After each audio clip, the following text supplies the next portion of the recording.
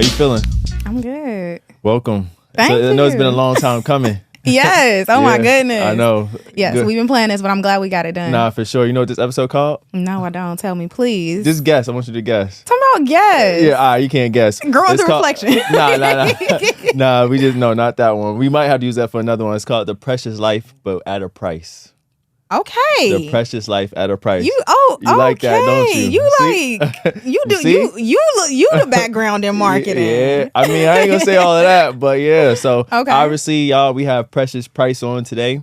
Yes. It's so much I can say. I know we've been connected for a while. We finally getting to meet in person, actually sit Yes. down. I know we spoke over the phone several times. Mm-hmm. Just about a plethora of things. But like I said, being that we calling this The Precious Life at a Price, we're gonna be diving into your life a little more behind the scenes, because we obviously know what you do, but Yes. you could tell a little people about what you do, and then we'll go behind it. Of course. Okay. So yeah, I'm Precious Price. Came to Atlanta 5 years ago, originally from Chicago.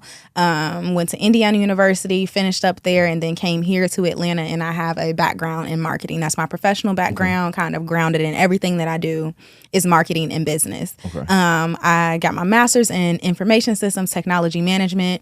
And I say all of this because it then many people don't even realize or don't think that it rolls into what I do now, which most people now but have become familiar with me through everything that I've been doing in real estate in terms of short-term rentals, vacation rentals, and even now small-scale development or what many people know as tiny homes. Correct. So yeah, about 3 years ago, built a tiny house in my own backyard here in Atlanta, Georgia, in the back of one of my investment properties. That did amazing. And Yeah, just for through sure. weaving in that marketing experience, I produced a docuseries around that.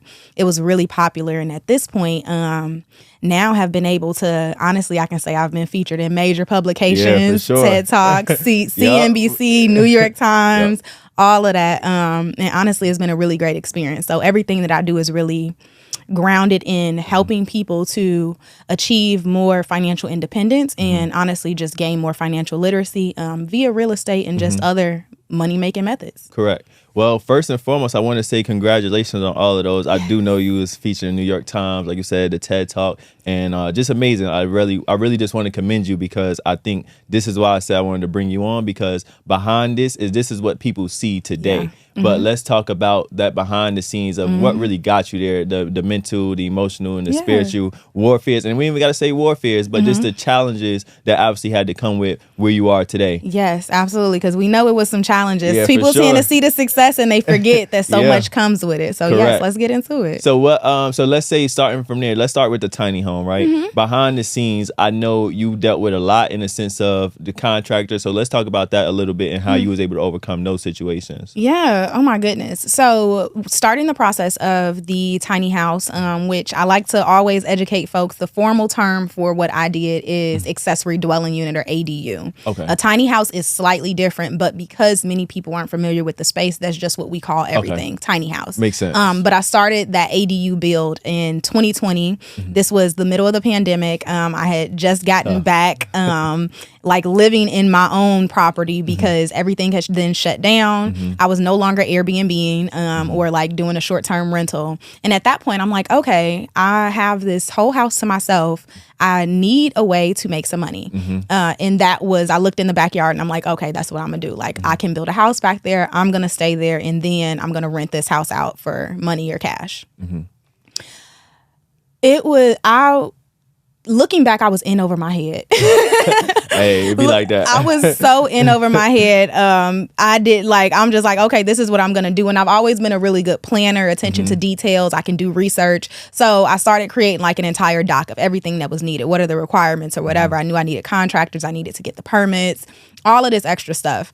And that's when I started to realize like, okay, this is a huge feat. This is a huge project, and there's no resource. Like at the time, there was no resource whatsoever that existed that can pretty much, number one, simply tell you like, okay, is this something that I can do? And then number two, how do I actually get it done? Right. We have all of these YouTube videos about people converting school buses into houses, but what does that really mean for me, right? So started the build and honestly just really began putting one foot in front of the other from day one.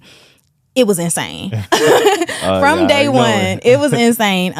Even when we like were getting the structure delivered, and I say we, this is like me, likely the contractors, and then all of the roles that I played within this, because it was basically me, just me. Okay. So from day one of the shed delivery, because I did a shed to ADU or shed to tiny home conversion, and just even trying to like make sure it can fit in the backyard in that kind of like space that we have between my house and my neighbor's house was just a lot. But before even doing that, really finding people that could, like, they know this process, right? Like, because it's not just, okay, well, we're just gonna throw a shed in the backyard, put some drywall up, paint it. It's not that simple. Correct. Really connecting all the utilities like plumbing, electric, water, and even furthermore, like concrete, all of that. It was just a lot. So managing all of that was an insane process. And many people know that if you watched my docuseries, Going Tiny, then you know I went through 3 sets of contractors, like you mentioned. Oh my goodness. So the first set completely basically lied on like what they were able to do. And honestly, I'm not gonna say I don't blame them. Yes, I do, because I got my money back. But I do blame them. But I will say, like, they underestimated what they wanted to do or what they could do, because it's like, oh, it's just a tiny house. Yeah. And a lot of homeowners tend to do that as well. It's like, oh, it's just a tiny house. Like, I can make this happen. Yeah. But again, it has everything that a normal house would. Like, the only difference is the size of the structure at the end of the project. That's it. Yeah. Everything else is the same. Running water, all of that. So it was just a lot. The second piece was, of course, like dealing with the aspect of being a young woman and a young Black woman in this space of real estate and construction. Right. This was my very first like build or like small major development. Okay. Exactly, like major project. Very first one. I purchased my first house. It was basically turnkey, so it was ready. There was no work that needed to be done. So this being my first project, there were just so many pieces in regards to, number one, how do you actually like pay out contractors? Don't pay them all up front. Never. Not ever. Never. Don't pay them all up front. And then even furthermore, of just like this piece of men get around women and young women, and it's like you want to start flirting, you want to start like just all of these things that are very inappropriate. And that's honestly what led to like me firing the first set of contractors, even me firing the second set of contractors, and then finally landing on someone who could, number one, remediate everything that the first two that did wrong, but then honestly like move us through completion. So that was an insane experience within itself. And then even furthermore, like I said, this was the middle of the pandemic. So going through this, I hadn't seen my family in a while, right? I'm from Chicago, so I was not traveling back. And then it was too much going on with the build to even do that. And then just handling this all by myself. Like, again, if you watch the docuseries, you'll see there are times that I'm like crying. I'm ready to give up. It's just so much going on because literally thing after thing after thing is going wrong. And honestly, like by the end, all of it was worth it, I would say. Exactly. But I would say maybe 75% of the way through the build is when my mindset really started to shift, because anytime something would go wrong, like I would be crying, I would be calling my parents, like, what's going on? By the time we were about 75% through, I started to realize, I'm like, okay, all of this is just lessons for the next thing. They're all lessons. And sometimes the way that my parents put it at the end, when I was literally like, I think maybe $15,000 over budget. And I'm like, oh my God, this is way more than I wanted to spend. Yeah, exactly. Way more than I wanted to spend. My parents put it in a way like, some lessons in life are just expensive. They cost more than others. Like some cost your time, some cost your money. This is just a very expensive lesson. And honestly, the more expensive it is, the more you can affirm yourself in the fact that you know damn well you're not going to make that same mistake again. That part.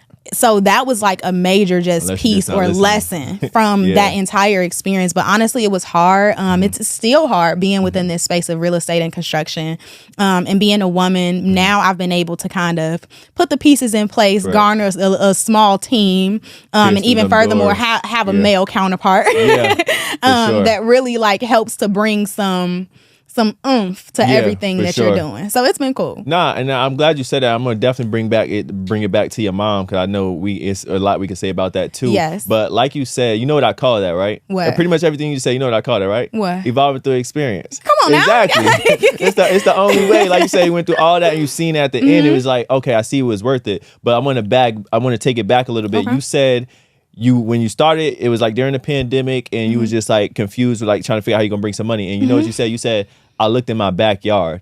So with that, I correlate that to when we are in tough times, all of us, no matter what you're going through, we got to look within ourselves. Instead of looking outside, you could have looked outside, be like, oh, let me go try to do a deal in this area or whatever. But you're like, yo, this is where I'm at right now. And let me look at my backyard. So that I correlate that to looking within ourselves and to our mental, our spiritual, and all those aspects. Yes. So I'm glad you said that. With that being said, you kind of covered it a little bit during the pandemic. I know that was a tough time for a lot of people. So even outside of you dealing and building this and having to go through those motions, getting jerked on money or whatever, what was your mental state even prior to starting it? Like, how was you balancing that out?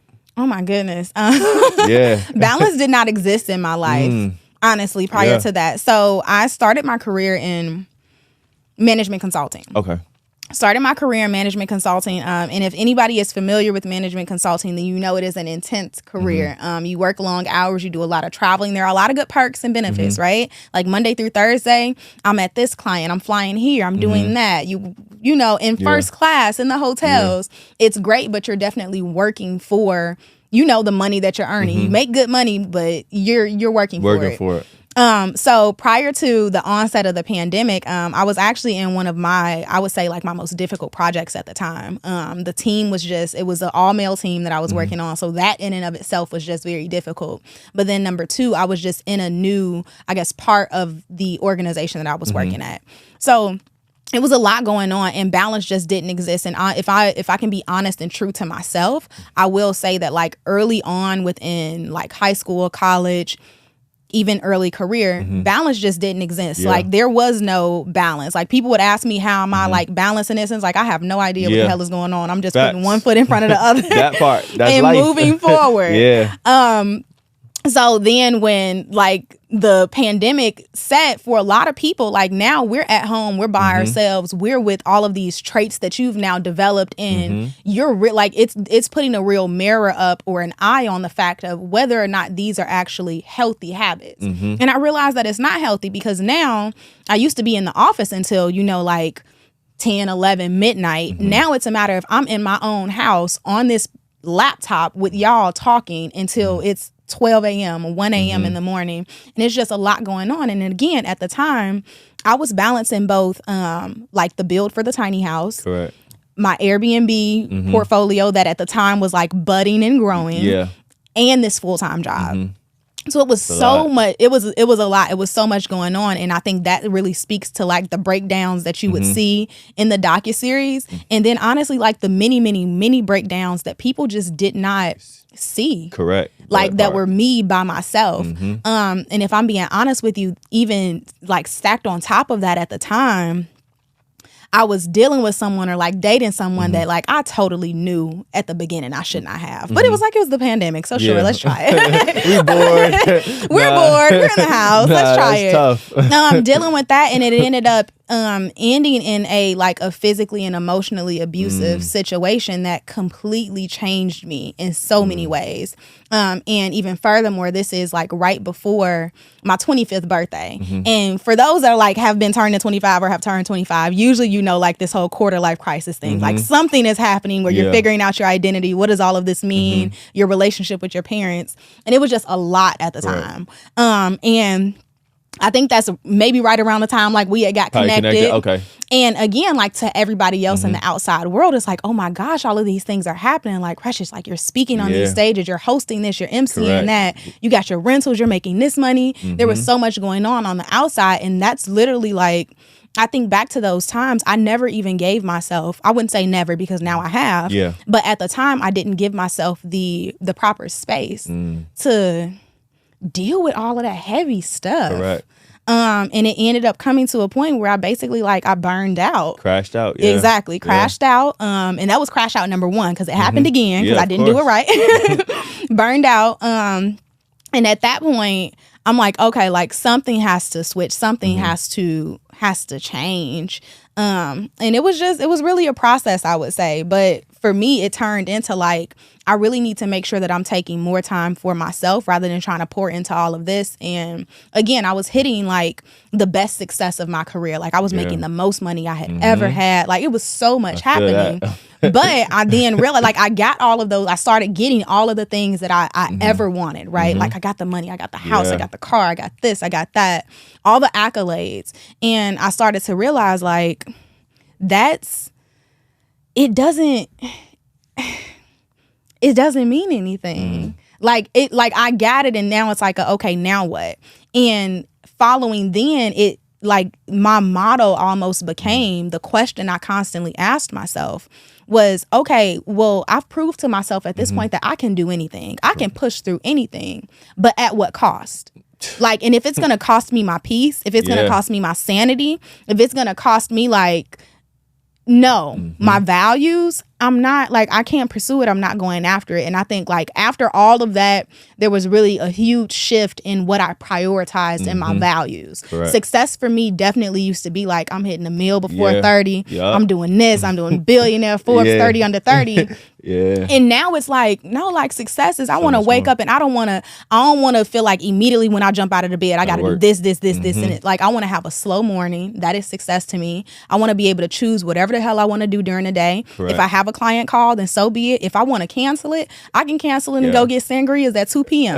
And like that's it. And that's what success has now become to me, because the thing is like money is a byproduct of all of that. Like once you have that, I know the money is going to be there. Exactly. And I know the money is coming with all of the work that I've put in. So why would I make money the carrot in front of me? Exactly. When it's like, I know it's going to come either way. And it's worthless. It's worthless. So let me really prioritize. What I started to do was, rather than having these high level goals, like large goals, let me really like look at lifestyle design. How do I want my lifestyle to be designed on a day-to-day basis? And then let me build my life and everything that I'm doing around that. I commend you. I can only say that because again, you've made it super. Like, I don't even gonna say super, but I commend you because, like you said, seeing that behind the scenes or whatnot, and like you said, going behind it, and like you said, as far as going through that, I commend you because not too many people would have even said that, dealing with the physical and abusive relationship after pretty much during that time of your phase is like the best part of your life, but behind closed doors, people don't know what you're dealing with, and that's exactly why I call this the precious life at a price, because it's like these are the prices you're paying to live this life. And it's funny because your name is Precious, and I just think it's so dope to me that I came up with that. So I'm just saying. Come on now, you gotta dust your shoulders off. I'm just saying, that was super dope because I appreciate you even sharing that, because I feel like I appreciate that. I hope I'm giving you a comfortable space to pretty much open up and say that, because there's so many women that see where you're at now and maybe dealing with that same situation or in any situation, just dealing with warfare behind closed doors, and they're just trying to figure out the next step. And also with that wanting to be said, would you always say you was a outgoing person? That's a good question. I don't know if I would say always outgoing. No, like it's almost like the introvert extrovert question. And for me, I get my energy from myself. Like I have to like have time where I'm decompressing. It's just me and I can think quietly. But I do enjoy, like I can say I'm a people person. Okay. Like I do well. I know how to navigate a room. I know how to network. Correct. I know how to build relationships and make connections. And I think that's really just like the business in me. Like, no, for sure. They dang near teach you that in business school. No, for sure. And I want to ask you this, like, what would you give to any woman out there? Because as a man, I'm actually gaining something from you, and I think men need to understand we can always gain something even from women. And I'm gaining a lot from you, and I'll go back to why I say that. But what would you say as of right now you can give a woman your age or even younger intangible thought or resource that would pretty much be able to help them prevail their life in every aspect, no matter how big or small you may think it is? Live in the moment.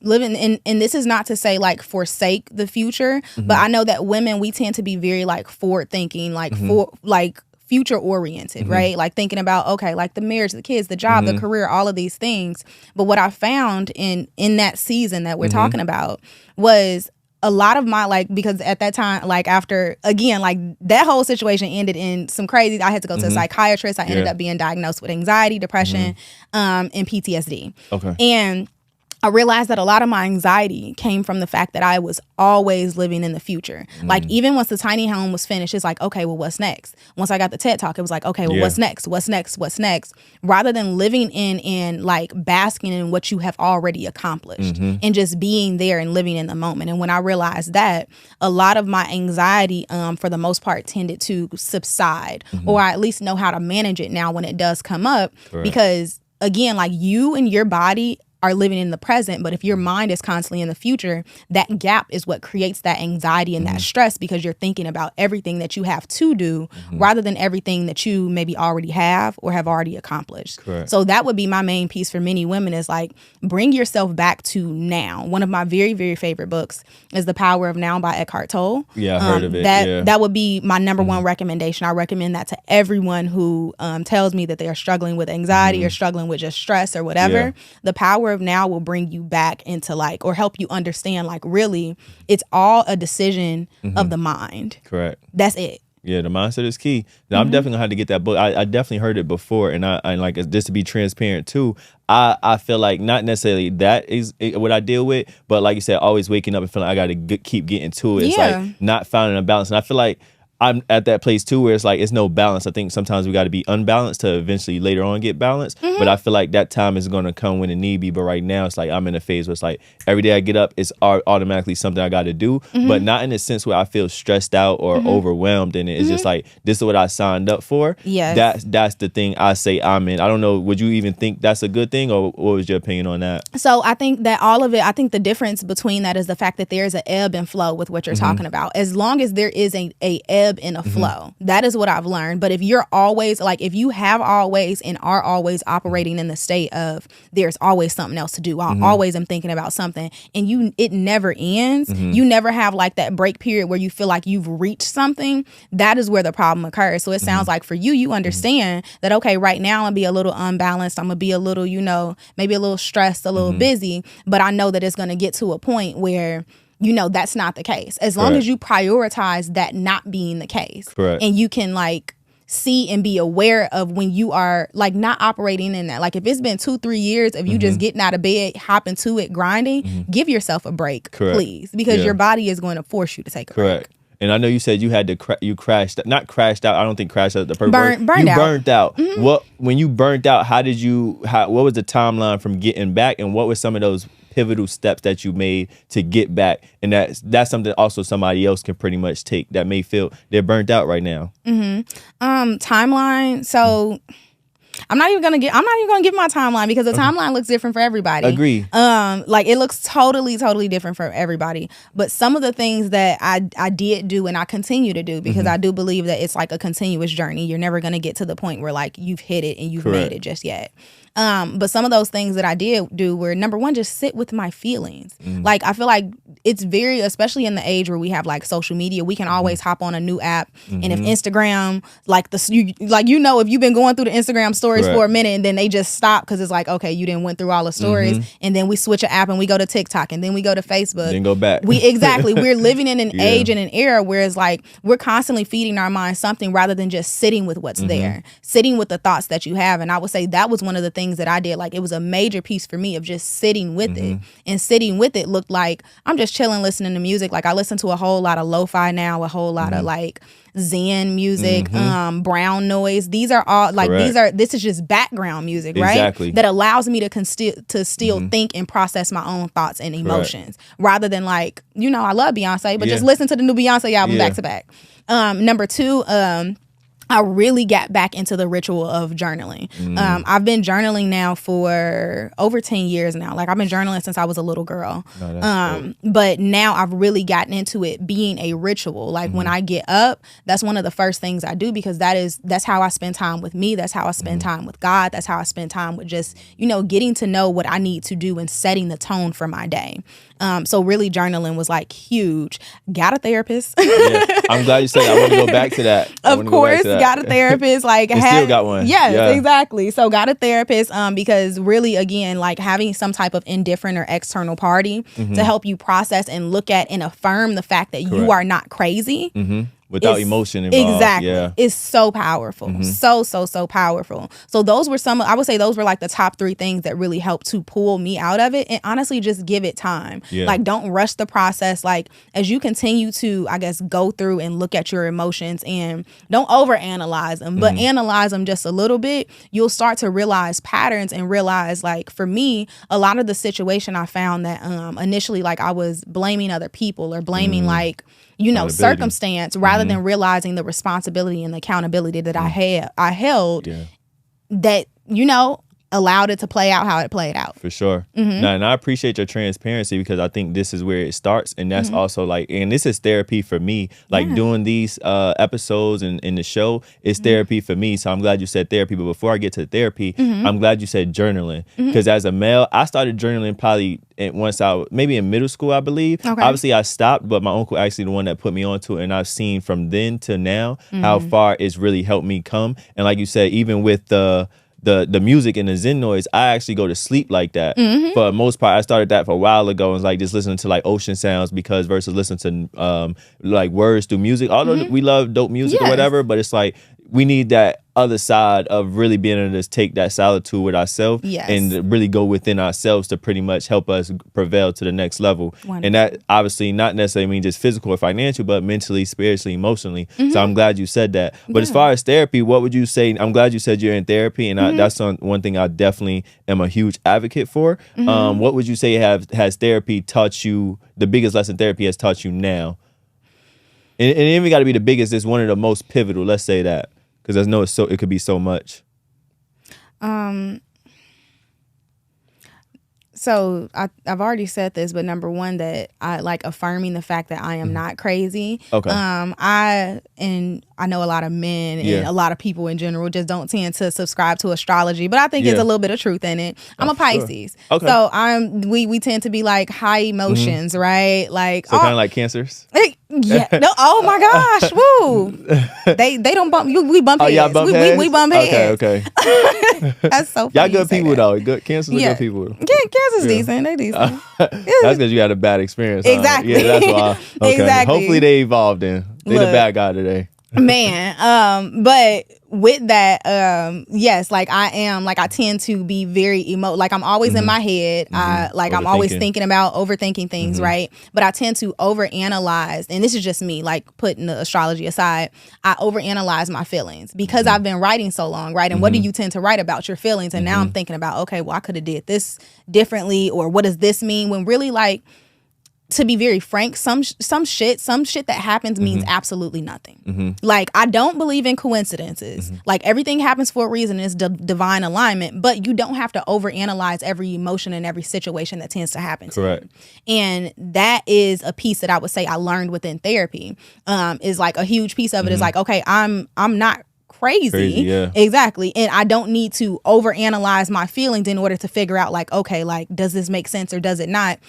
Emotions in and of themselves don't make sense, period. Correct. So that's like a major piece. And then the second one that I was going to say, like, I'm not crazy. And then there was another one, like the other revelation that I've received through therapy. Let's just say that. Whenever you get back to it, no worries. Just cut me off if it come back to you. Yes. I want to ask you though, what would you say a pivotal part your mom has played? Obviously, she's the one that birthed you. You're here. I know she plays a pivotal part, but now, even from watching our videos together, what would you say is like one of the top things you've been able to gain from her? Top things I've been able to gain, like, honestly, my resiliency. Like, growing up, my mom, she. Little one. Shout out to her, for real. All my friends call her Mama Price. Shout out to Mama Price. Shout out Mama Price. Yes. For sure. Shout out her. My resiliency 100%. So my mother, she got pregnant with me when she was 15. Okay. So I basically grew up with my mom. Yeah. I grew up with both my parents because my dad was pretty young too. So I have seen all of life happenings happen to her. Correct. And with everything that she's endured, everything that she has overcome, she just continues to keep on going. Like having her within my life allows me to see, and honestly, like she's a little fiery little woman. Yeah. She's 4'11", not even 5 feet, like little. Y'all the same height. I'm 5'4". Come on now, what's up? But like seeing her just like bounce back or just like always handle anything that comes her way has allowed me to stand in the power that like I know I can do anything. I can do absolutely anything. But my mother is also one of the people, like just through viewing her journey, I've realized I can't do everything all at once. Because as a mom, as a wife, as all of these different things, like you tend to have to do all of the things, and I see how that tends to affect my mom, right? And she's also similar to me in terms of she'll have a number of hustles going on at one point, and it'll tend to like bring stress and anxiety and all of that. And that's also a piece of where I get my habits and stuff from as well. But like she's the one who showed me or like affirmed that I can do anything. But from everything that she has been able to do in her experiences and situations, I've learned that I cannot do everything all at once. And I do need to like take it in stride, like one piece at a time. So I would say that's like a major piece.